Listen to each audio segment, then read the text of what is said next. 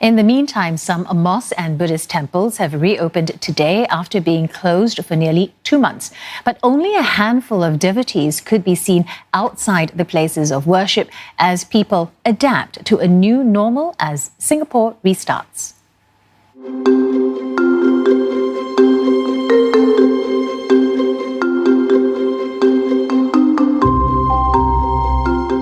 I'm very happy, very happy. Even we pray for 5 minutes or 10 minutes, I'm very happy. It's opening already, mosque. Since I'm a regular prayer here, so after about 2-3 months, I miss this place quite a lot. Because yesterday was my mom's birthday, so today the opening of it, just come and pay my respect. Given the limited time that it's open.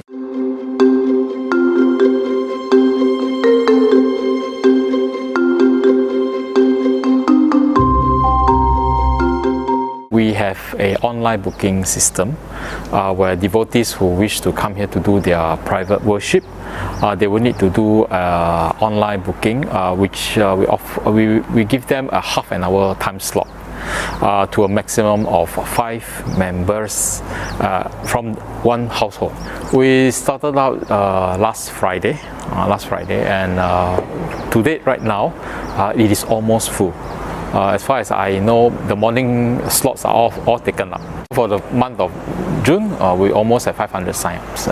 We also implement a safe distancing measures in terms of distinct zone or marked space for worshippers for different households. We do allow 5 individuals paying space and given opportunity and priority to individual performance for essential services and who, due to the nature of their work, are unable to perform prayers at a fixed workplace.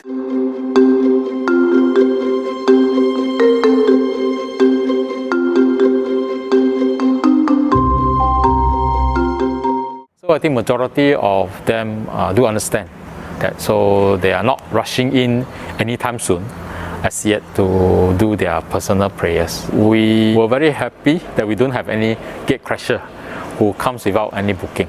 Everybody is following the guidelines. Most of them report slightly earlier. So just to make sure that we have 5 households in the monastery at any one time, those who are here early, we have a holding area for them to take a break.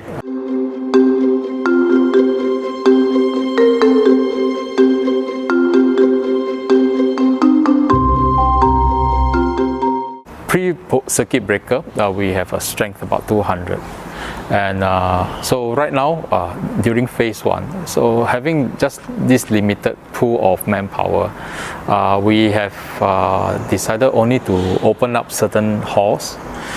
Also the suspension of all the lessons, all the workshops, and all the major prayers also thus has its restriction, because we do not have the manpower to come in to support in terms of the logistic and the operation managing of the operation.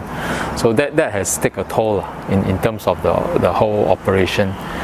Our main objective is to ensure that the congregants aware of a new norm, bring their own personal praying mats, and observe safety measures that are in place at the mosque. More staff are deployed to ensure congregants adhere to all these requirements. No one's liked changes, and I personally felt that it's not an easy task to adapt changes, but for the safety for others, especially the vulnerable ones, we have to make changes.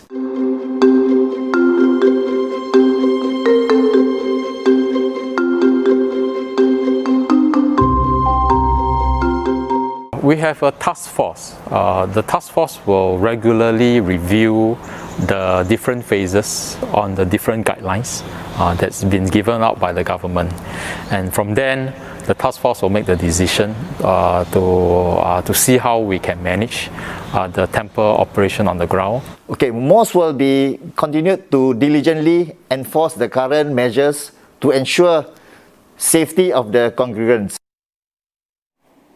Now, for more, we're joined by Muhammad Helmi Isa, Senior Director of Mosque and Community Development at the Islamic Religious Council of Singapore, and Venerable Sek Kwang Ping, President of the Singapore Buddhist Federation. Thank you both for joining us. Venerable, first, do you expect bigger crowds over the next few weeks, and how will you manage them? Perhaps, Venerable Sek, you can go first. Yeah. Going into the phase one, so after this circuit breaker, I will see there's much crowd because it's well controlled, well planned by the temple. So devotees wanted to have their private prayer in the temple have to make themselves register with the temple first. So the temple had well managed to control the crowd. I will see there's much walk-in because they are aware that for their own health, for their own safety, especially to the religious person, the monks, so they know how to observe it. And Mr. Helmi, given that it is the Hari Raya season still, are you expecting larger numbers as well? Looking at today's experience, we did not see crowds swelling up at our mosque. We take this to mean that the committee has understood and adjusted and accepted the advisories given out by MUIS and various other ministries, and they are behaving responsibly in this regard. So they're making adjustments. We saw those who came generally observe all the safe distancing measures, and those who came were also mostly the mobile workers and essential service workers, which is the very group of people that the mosques are catering to as we prioritize this during this phase one. And we also did not see many elderly folks today, and that's good. And because the advisory has urged this particular vulnerable group to stay at home. So all in all, we do not foresee that there will be major increase in the numbers this coming weeks. Because I think we are adjusting, and we want to behave responsibly to keep our mosque safe, so that we'll be able to open up in greater phases as 2 weeks go along. Yeah. Mr. Helmi, you mentioned there that the mosque is adjusting. So besides limiting the numbers, what preparations are being done by mosque to ease back into congregational services in, phase two or even beyond that? Yeah. So it was mentioned in the advisory that congregational prayers may be allowed in the subsequent phases. So we will take guidance from the overall MTF direction for the country. And we also take guidance with that of given by the MCCY for places of worship, for all places of worship with regards to the numbers.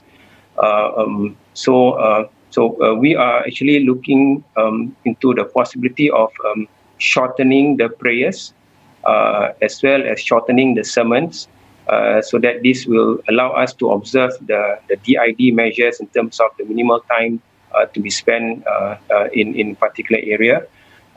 We are also exploring or looking into the possibility of organizing multiple prayer sessions in small groups of congregants at one time, so that this will allow for more people to perform their congregational prayers. Yeah. But as I mentioned earlier, we take guidance from the Office of Mufti as well as that of the National Advisory with regards to the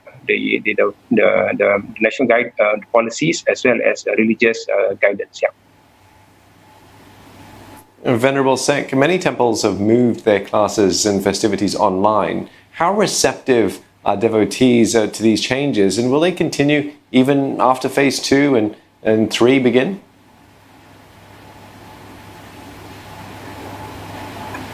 During the Visa celebration, we went on night live streaming.